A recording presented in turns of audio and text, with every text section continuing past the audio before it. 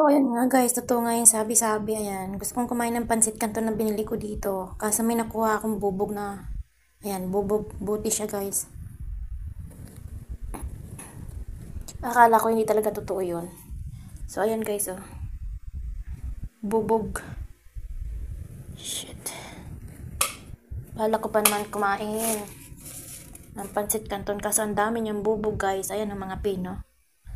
Ito siya guys, oh. Hindi ko sana mapapansin, kaya lang, nung binuksan ko tong toyo na to, ayan guys, oh. Ayan, oh, yung bubog, oh, ayan, oh, mga pino. At ito nga yung nakuha natin sa pansit canton. Ayan, oh, may bubog talaga siya guys. Ayan, may mga maliliit na bote. Gusto ko pa naman kumain ng pansit canton guys. Ayan, oh. Ayan guys, awareness lang ulit sa mga kumahilig kumain ng pansit canton. I-check po natin mabuti yung ingredient nila kasi may kasama talaga siya mga basag na buti.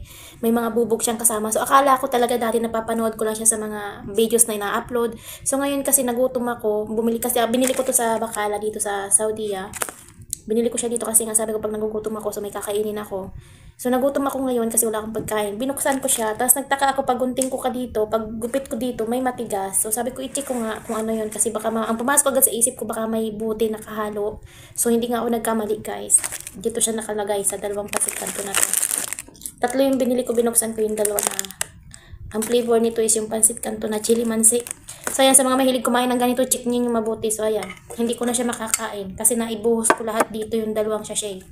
Bago ko na-notice na meron siyang kasamang bubog. Nagugutom pa naman ako. So ayan, ingat-ingat po tayo sa pagkakain ng mga pansit canton.